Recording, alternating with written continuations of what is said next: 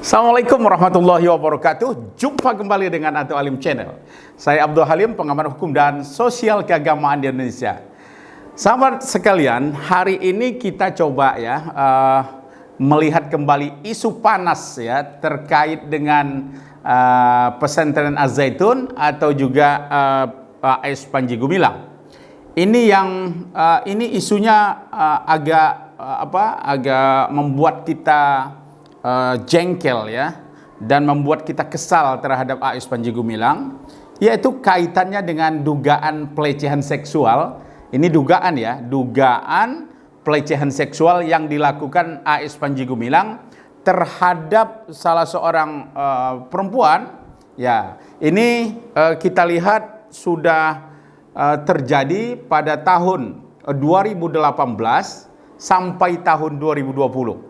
Nah, ini yang jadi korban pelecehan seksual ini adalah dugaan Lagi-lagi saya kembali tegaskan, ini adalah dugaan yang menimpa saudari K. Jadi ini ada laporannya, sahabat sekalian, laporan kepada Polda Jawa Barat, yaitu laporan LP garing B garing 212 garing 2 Romawi garing 2021. Jadi kalau kita lihat di sini, ini laporan disampaikan tahun 2021. Nah, kejadian itu rentangnya sangat panjang dugaan terjadinya itu adalah antara 2018 sampai kepada Agustus 2020. Nah, ini adalah laporan dari seorang perempuan K tadi yang sudah memang secara resmi berada di laporannya diterima oleh Polda Jawa Barat. Sahabat sekalian, coba kita lihat video tentang pengakuan K ini. Saya minta keadilan kepada khususnya Polisi Polda, Pak Kapolda, dan Pak Kapolri atas penzoliman yang sudah saya terima dari pimpinan pesantren selama saya kerja di sana. Saya merasa ditekan,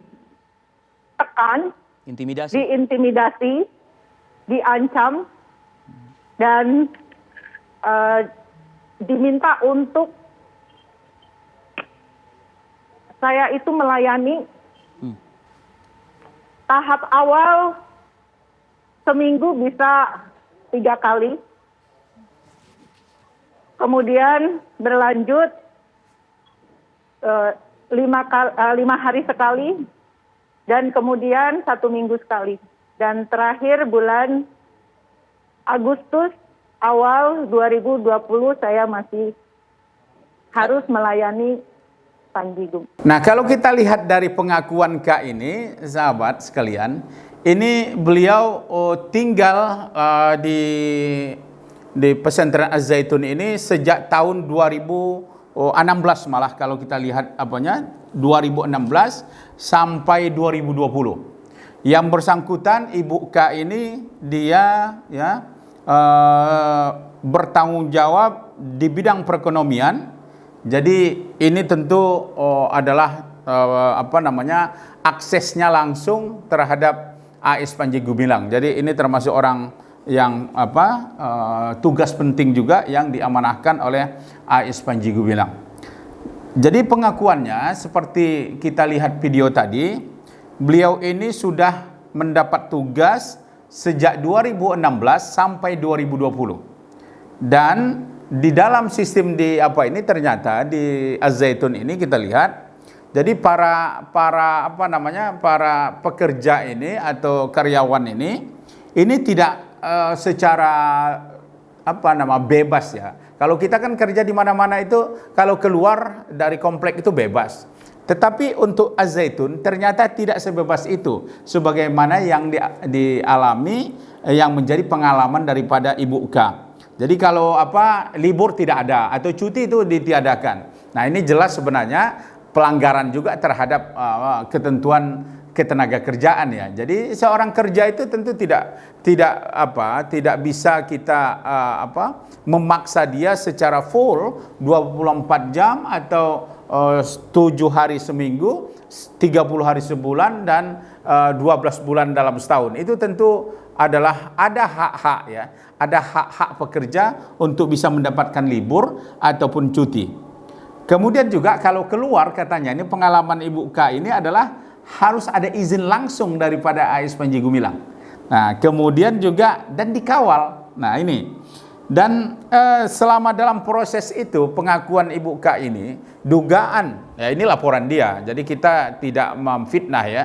Dugaannya adalah tahap awal terjadinya itu adalah tahun 2018.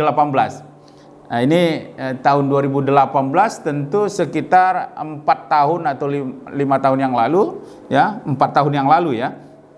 Kalau kita lihat hubungan mereka ini tentu hubungan atas dasar relasi kuasanya AS Panji Gumilang ini lebih tinggi kedudukannya sehingga di bawahnya tidak bisa menolak. Jadi dugaannya itu berdasarkan korban ya, berdasarkan pengakuan korban itu tahap awal itu seminggu bisa 3 kali melakukan hal-hal yang tidak senonoh seperti ini, yang di luar perkawinan tentunya. Kemudian berubah intensitasnya menjadi 1 kali dalam 5 hari, kemudian 1 kali seminggu, dan seterusnya. Nah, ini pengalaman dan pengakuan Ibu K terhadap pelecehan seksual yang dilakukan, yang diduga dilakukan oleh AS Panji Gumilang. Sahabat sekalian, ini kita perlu mempertanyakan juga sebenarnya, bagaimana laporan ini sejak 2021, bagaimana Polda Jawa Barat merespon ini? Coba kita lihat bagaimana respon daripada Jawa Barat. Baik, saya akan menjelaskan di sini. Jadi seperti yang kita ketahui bersama bahwa tanggal 22 Februari tahun 2021 ini ada laporan terkait pelanggaran pasal 289 ya, ini mengenai masalah pencabulan ya, dengan lokasi di Pesantren Al Zaitun di Indramayu. Nah, penyidik sudah melakukan pemeriksaan dalam konteks penyelidikan ya, yang kurang lebih 24 orang sudah dilakukan pemeriksaan, kemudian sudah menerima barang bukti, sudah menyita barang bukti. Nah, untuk selanjutnya kita tinggal menunggu apakah ada tambahan-tambahan keterangan yang akan dilakukan oleh penyidik di Reskrimum Polda Jabar atau sudah cukup. Nah, tentunya setelah itu akan dilakukan gelar perkara untuk ditingkatkan dari penyelidikan ke penyidikan. Nah, ini pun nanti akan kita melihat apakah kasus ini bisa dinaikkan atau tidak terkait dari keterangan yang sudah diminta, yang sudah didapatkan oleh penyidik maupun barang bukti yang sudah didapatkan oleh penyidik. Nah, sahabat sekalian, kalau kita lihat laporan sudah diakui oleh pihak Polda Jawa Barat tadi, bahwa sudah ada laporan dan sudah ada pemeriksaan terhadap 24 saksi. Nah, ini kita heran ini. Kenapa kira-kira dari 2021 itu ini kasus nggak selesai-selesai? Kenapa? Ada apa sebenarnya? Ada kekuatan apa sehingga membuat kasus ini tidak bisa selesai atau tidak bisa dilimpahkan ke penuntutan maupun ke pengadilan? Ini barangkali yang perlu kita minta. Polda Jawa Barat harus transparan terhadap kasus pelecehan ya, dugaan pelecehan seksual yang dilakukan oleh diduga dilakukan oleh AS Panji Gumilang. Kita nggak boleh membuat termasuk bagi pihak korban dan juga termasuk dari pihak AS Panji Gumilang. Jadi pihak aparat hukum dalam hal ini Polda Jawa Barat harus sesegera mungkin mengklirkan ini, menyelesaikan ini sehingga pihak yang korban mendapatkan haknya atau dia mendapat keadilan. Kalau memang ini adalah betul, maka tegakkan keadilan secara kuat, tegas, tanpa memilih atau pilih-pilih bulu ya. Tapi sebaliknya juga, Polda Jawa Barat harus juga secara objektif, transparan. Jika AS Panji Gumilang tidak bersalah, umumkan bahwa tidak terdapat bukti atau saksi-saksi atau tidak bisa dinaikkan kepada atau dilimpahkan ke penuntutan maupun ke pengadilan, sehingga nama baik kedua pihak ini kalau memang laporannya palsu, barangkali AS Panji Gumilang bisa melaporkan balik terhadap pihak yang melaporkan dia atau mencemarkan nama baik-baiknya ke aparat hukum. Tapi sebaliknya juga, jika laporannya betul, maka tentu AS Panji Gumilang itu harus dihukum dan diberikan keadilan untuk kepastian hukum kita. Nah, sahabat sekalian, ini persoalan kita lihat ya di wilayah hukum kita di Indonesia ini penanganan yang seperti ini pada pihak-pihak tertentu kita lihat ya, kalau maling ayam ya itu cepat, dan kalau orang-orang yang tidak punya ya cepat penanganannya.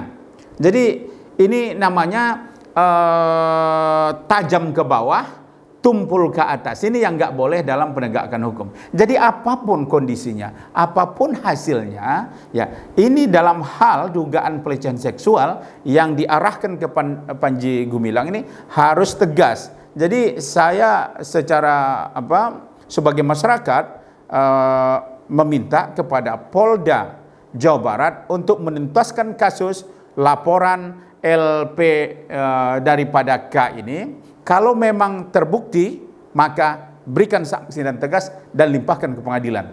Jadi biarkanlah hukum, lembaga pengadilan yang memutuskan apakah dia bersalah atau tidak bersalah. Jika tidak bersalah, maka berikan juga pemulihan nama baik daripada AS Panji Gumilang. Jadi kita harus adil melihat posisi seperti ini. Jadi kembali ke tadi, problema hukum kita sekarang ini adalah persoalan ketidakadilan dalam penegakan hukum. Jadi terhadap orang-orang tertentu yang tidak punya kekuatan, tidak punya backing, ini fenomena loh kita lihat ya, fenomena kita lihat bagaimana misalnya orang-orang kecil dengan sangat mudah ditersangkakan, dengan sangat mudah untuk dibawa ke ranah hukum, tetapi orang-orang kuat ini tidak sangat sulit.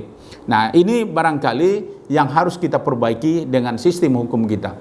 Jadi kita secara perundang-undangan, regulasi, kita sudah melihat banyak sebenarnya yang bisa dilakukan untuk membangun sistem hukum Indonesia. Substansi hukumnya sudah bagus.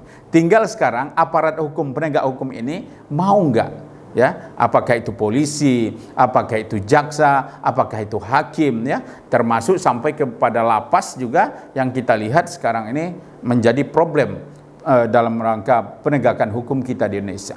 Kita berharap Polda Jawa Barat ya dan semua kepolisian di Indonesia jangan berpihak kepada orang yang memang ada diduga melakukan kesalahan atau penyimpangan terhadap hukum. Belalah yang benar. Jika rakyat kecil yang salah, silakan dihukum. Jika rakyat yang punya kedudukan, punya harta banyak, punya backing banyak, juga harus secara objektif dihukum. Jangan seperti yang saya sebut tadi, kita pilih-pilih bulu atau beraninya hanya kepada orang yang tidak mampu. Sahabat sekalian, saya yakin Polda Jawa Barat bisa mengkelirkan ini untuk membersihkan nama baik kedua belah pihak, baik itu pelapor maupun pihak yang terlapor. Semoga hukum Indonesia jaya untuk kemajuan Indonesia yang lebih baik. Assalamualaikum warahmatullahi wabarakatuh.